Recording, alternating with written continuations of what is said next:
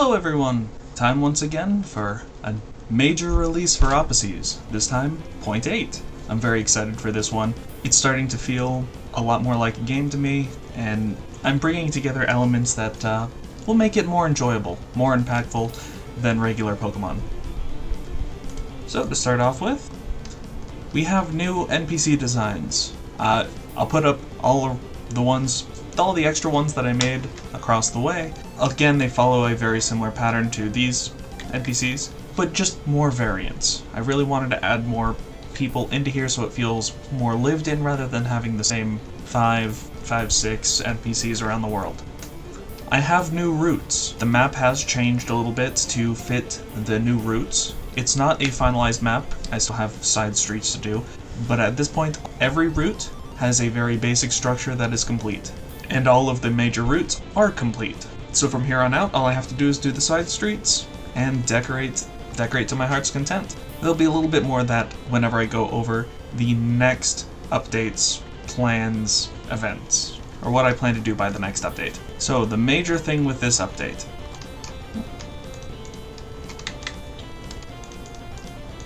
is that you have a real level up system that you can control. At the moment, all you can do is upgrade stats, but still, you get 3 points if it's a Apacies that has to go an evolution one more time, and 2 points if you're a final stage. Since Myriad does have more evolutions on the way, you get 3 points each level. I just got 1 level, and each level point can get you 2 stat points, so you can upgrade 6 stats in 1 level. Looking at the points here, I'm just going to put 2 in defense and the rest in attack.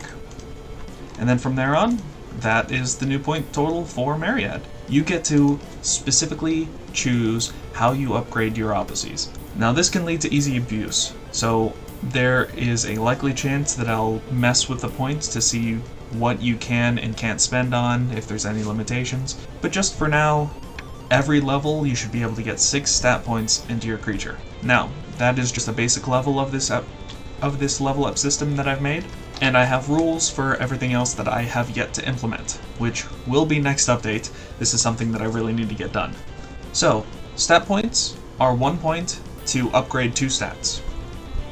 Abilities have 3 tiers: basic, advanced, and like master tier. Basic tiers cost 5 upgrade points, so it could be 2 levels, or 3 if you're a higher level Apacies. Advanced costs 10, and Master costs 15.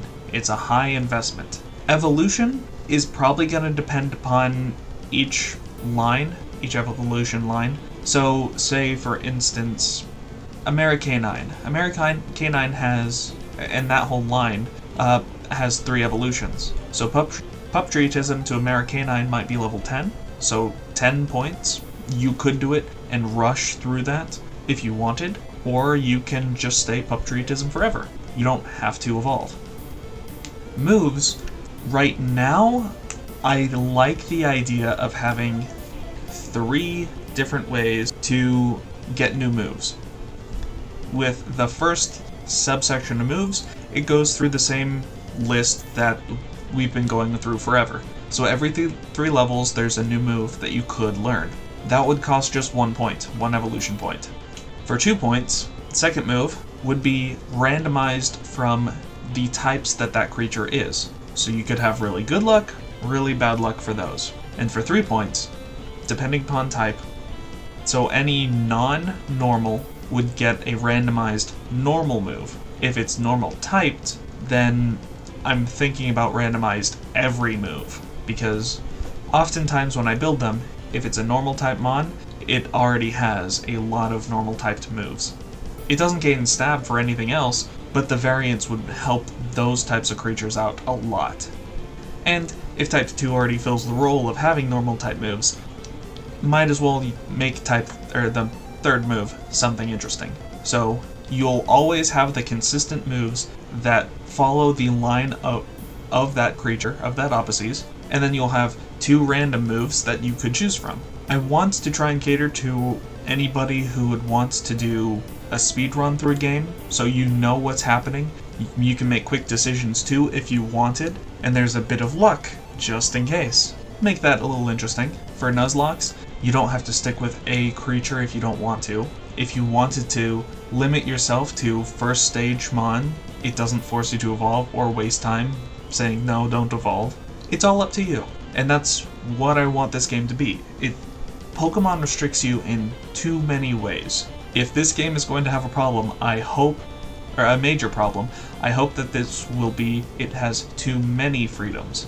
It's a lot easier to restrict freedom than to give it back. So if I'm going to start to have those problems, I want to catch it early. But I want you to have freedom to begin with. That's part of the fun of an RPG. Next, we do have individual trainer battle music. I record these silently, so you really don't hear it, but I'll input new things here and there. But I can set specific battle music for different NPC trainers that I have hidden around the world. It makes it a lot easier to make villain themes, to specific character themes, stuff like that. I don't want you to be stuck with the same song over and over and over again. Unless you're staying in the same route. Then I feel like you're gonna like it or not. You can turn the volume down, which I'll have to get to that eventually. And then lastly for this update, I have a bunch of new creature designs. I'll flash them on the screen right now, probably here and there. But I believe I got somewhere between 10 and 20 new designs. So there are a lot of new creatures that we can have up and running in this world. And I'm very happy to see that. It was a bunch of creation right at the beginning of this 2 months, 2.5 or 1.5 months for this update. But I wanted to get out something meaningful to you guys. I have extra time right now. And I thought it'd be a great time to push out a bunch of ideas that I've had on the back burner. Hadn't quite finished yet. Got through all those and have so many new designs. So I'm very happy about those.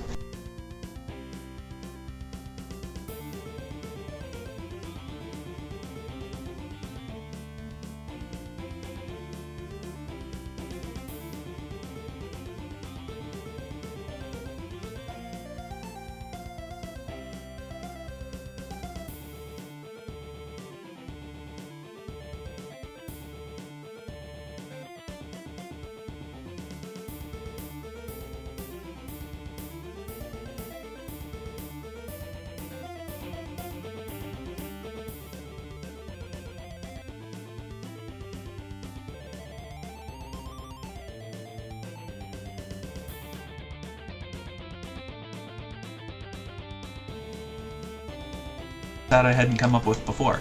I have these wonderful, cool-looking overworld Apacies movements. They chase after you and do all sorts of things. What if you could throw bait and attract them just like they're coming to you, but come towards that object? You could gather a whole bunch of them and either use it to walk past them easily, or engage in a huge fight, which I'll have to work on the code for the fights a little bit for that.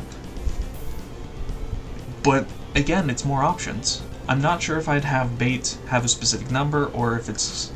I can't remember the game that it's in. Deus Ex. Where you can just throw a rock, and it'd distract an enemy. They'd go towards it, try and investigate the object, and you could sneak around. That concept, and that rock, had infinite ammo. You could do that over and over again, and just have fun with the NPCs. Why not do that here? It's a little interesting. Next, traps. This one, again, I'm not sure if it'll have a number, but you might have a limited number of traps per route. And so if you just lay it down, one creature will be held there, and they won't be able to move. Again, that's up to you what you want to do with it. If something's tracing you, place it down and walk away. It might get trapped. Especially lay a trap, throw some bait, it'll catch something, and then you can specifically go after that creature. I still have to work on house design. It is still very, very barren. Very simple. I started working on it, but I'm not a great pixel artist. I'm gonna need to hire an artist eventually, and housing tile sets might be the first thing that I need to do. Route details. Everything's still plain. I can go out into this route just a little bit, and it's nothing but green. That's very boring. I need to work on that. Tucson. Because I don't have a building tile set, I've held off on building Tucson for the longest time, but it's a major city that has a lot of different routes connected to it, and I need to build that.